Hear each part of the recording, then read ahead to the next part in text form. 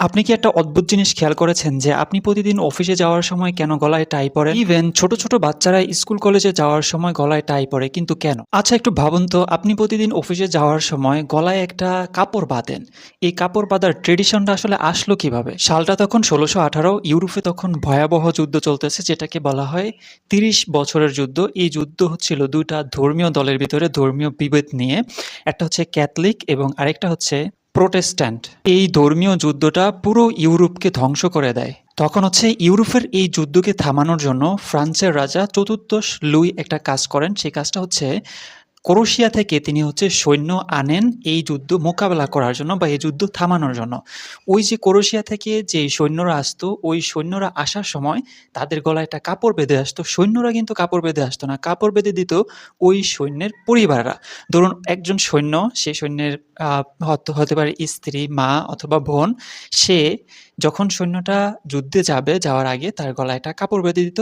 কাপড় বেঁধে দেওয়ার কারণটা ছিল এই কারণে, একটা ভালোবাসার প্রতীক। জিনিসটা এরকম যে তুমি যুদ্ধে যাইতেছো, আমি তোমাকে দোয়া করতেছি, প্রার্থনা করতেছি যে যুদ্ধে তুমি টিকে থাকো এবং বেঁচে থাকো, বেঁচে আবার তুমি আমাদের কাছে ফিরে চলে আসো। এবং সেই সময়ে সৈনিকদের কোনো ইউনিফর্ম ছিল না। ওই যে কাপড়টা, ওই কাপড়টা একটা রঙিন কাপড় ছিল। তবে মজার ব্যাপার ঘটলো, ওই সৈন্যরা যখন ফ্রান্সের রাজদরবারে আসলো, রাজদরবারে আসার পরে ফ্রান্সের রাজা চতুর্দশ লুই এবং সেখানে যারা ছিল রাজদরবারের অভিজাত লোকেরা, তারা এই কাপড় বাঁধার ট্র্যাডিশনটা দেখে বা কাপড় বাঁধার এই ইয়াটা দেখে তারা বেশ মুগ্ধ হয়ে গেল এবং পরবর্তীতে রাজা চতুর্দশ লুই সহ সেখানের যেই মন্ত্রী সভার যত লোকজন ছিল তারাও এই কাপড়টা পরা শুরু করে দিল এবং ফ্রান্সের রাজদরবারের চতুর্দশ লুই তিনি এই কাপড়ের একটা নাম দিয়েছে যেটার নাম হচ্ছে কার্ভেট।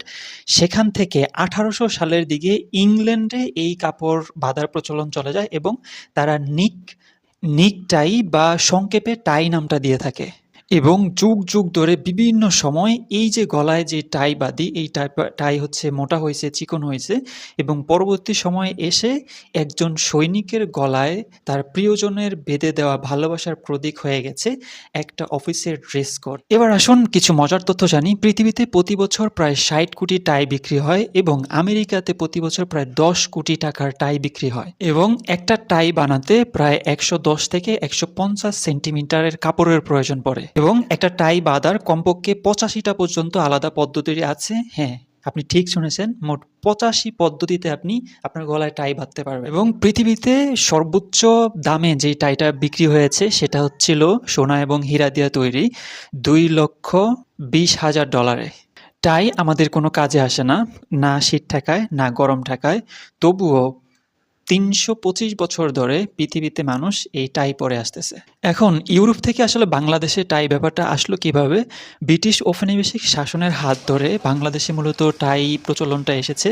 যখন ব্রিটিশরা বাংলাদেশ বা ভারতবর্ষ শাসন করা শুরু করেছিল তখন অফিস, আদালত এবং স্কুল কলেজে হচ্ছে ইউরোপিয়ান যেই ড্রেস কোড আছে ওইটা চালু করে দেওয়া হয়েছে। ওইটা চালু করে দেওয়ার কারণে প্রত্যেকটা জায়গায় যেই হচ্ছে ইউরোপিয়ান যেই ড্রেস কোড, ইউরোপিয়ান যেই জিনিসগুলো আছে ওইগুলো যেহেতু পড়তে হবে, সেক্ষেত্রে শিক্ষা প্রতিষ্ঠান থেকে সব জায়গায় ওই ইউরোপিয়ান ড্রেসের অনুযায়ী টাইটাও তাদের সাথে চলে এসেছে। ১৯৪৭ সালে ব্রিটিশরা চলে গেল কিন্তু টাই রয়ে গেল। আজও বাংলাদেশের আদালত, বড় কর্পোরেট অফিস টাই পরা বাধ্যতামূলক। একজন সৈনিকের গলায় বেঁধে দেওয়া তার প্রিয়জনের ভালোবাসার প্রতীক আজকে আমাদের দেশের উচ্চ পর্যায়ে অফিস আদালতের ড্রেস কোড। ১৬৪৮ সালে একজন সৈনিকের গলায় তার প্রিয়জন একটা কাপড় বেঁধে দিয়েছিলেন। সেই কাপড় আজ ৩৭৫ বছর পেরিয়ে বাংলাদেশের একজন ব্যাংক কর্মকর্তার গলায়। আর এভাবেই টাই ব্যাপারটা এসেছে।